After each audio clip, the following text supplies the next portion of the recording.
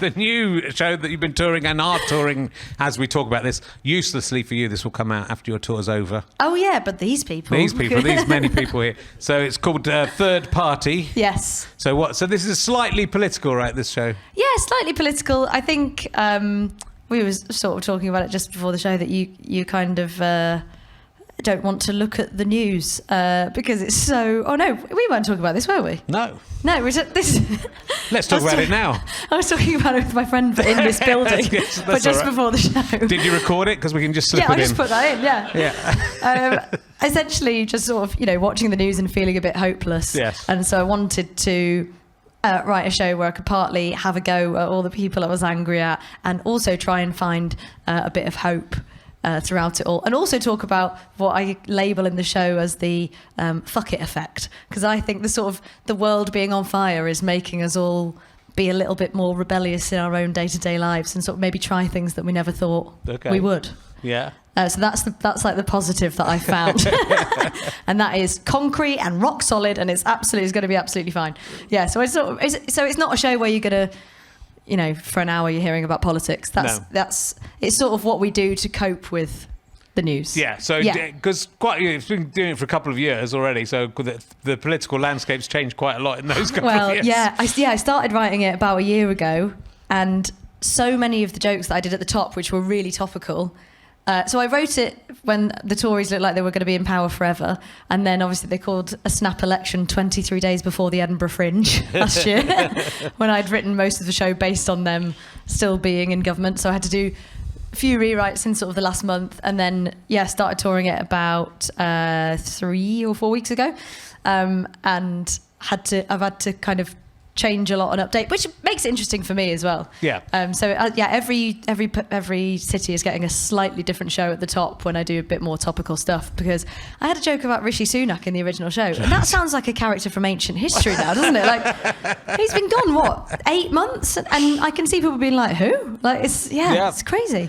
Well, it is. But it was a cavalcade of prime ministers, obviously, but it is difficult to. I was listening to Mark Steele's excellent book about his cancer. If you buy one book by a comedian who's had cancer, buy Mark Steele's book. But he was saying, like, they were talking about how the treatment had come on. He said his doctor was talking about the past and saying treatment's come on since the old days, and when he meant the old days, he meant 5 years ago.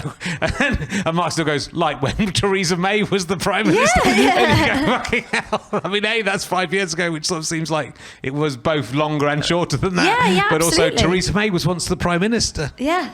And she's still around, just walking around freely among us. Why? It's not really, we have changed government, but it hasn't changed all that much. And by the seams. I've sort of got a section about that where I read out jokes that I had in the original show, and see if they still work. Essentially making the pithy point that not that much has changed. Well, let's give old Keir Starmer a chance, just because he seems to have been useless. Yeah, given fuck it. I had hopes for him. I had hopes as well. He's only got worse than my lowest estimation. I've got one hope left for him out of all the hopes I had. What's your one hope? That he might do something good. Just generally. Next year, yeah. I thought you were going to be like, on this specific issue. No. No, just... No, it's very disappointing. Just might not become a fascist. Yeah, I think he's, but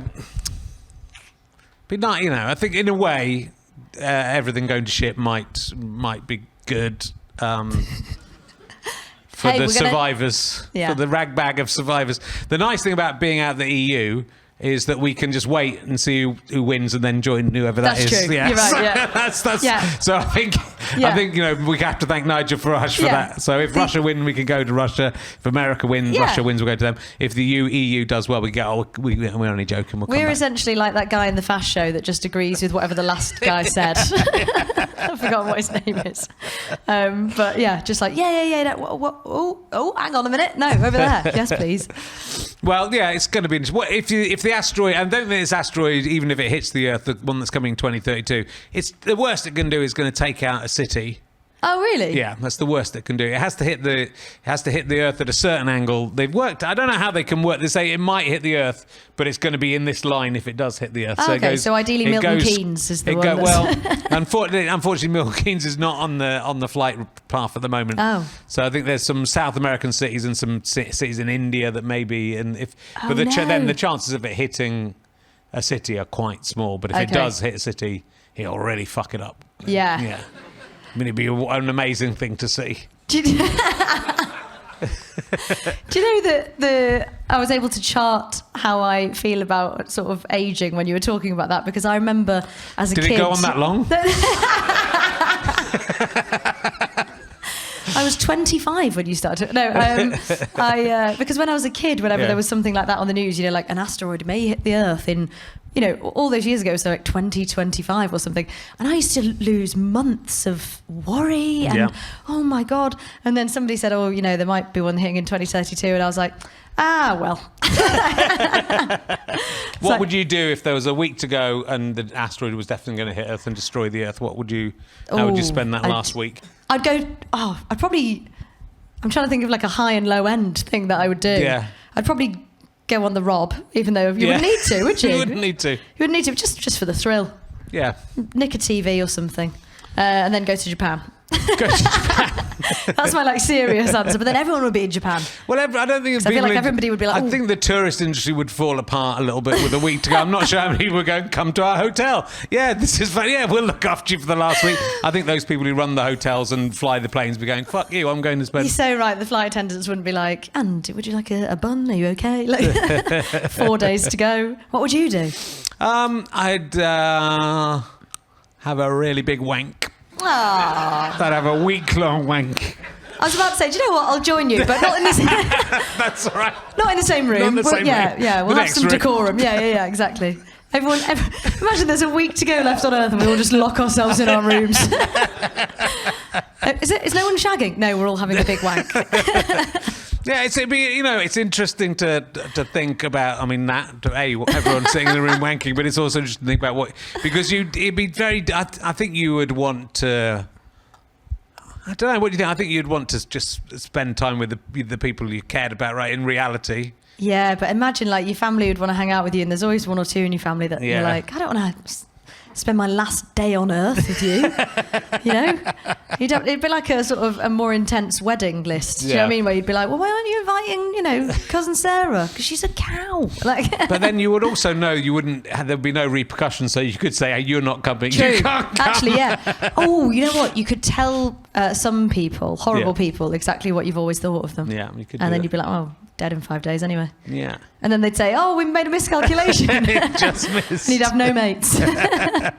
Well, hopefully it won't come to pass. I think it'd be quite good if I think you want to, so you can have the big wank. I think I'd let a big.